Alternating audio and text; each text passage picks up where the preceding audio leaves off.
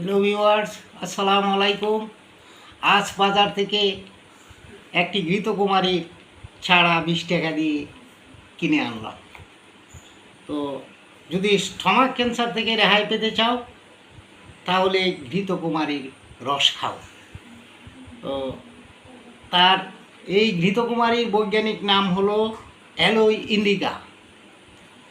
Alloy indica ইংরেজি নাম aloe, Unani নাম সিবর মুসাব্বর। পৃথিবীর সব দেশে এই অ্যালো ইন্ডিকা পাওয়া যায়।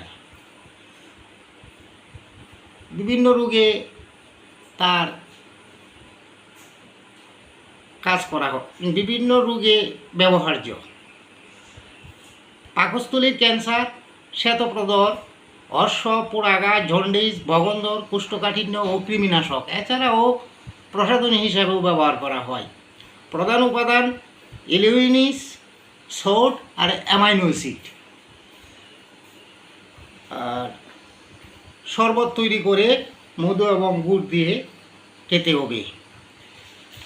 প্রাপ্তবয়স্করা 1 থেকে 2 চামচ, আর অপ্রাপ্তবয়স্করা হাফ চামচ থেকে 1 চামচ করে রস খাবে। থ্যাংক ইউ সকলকে।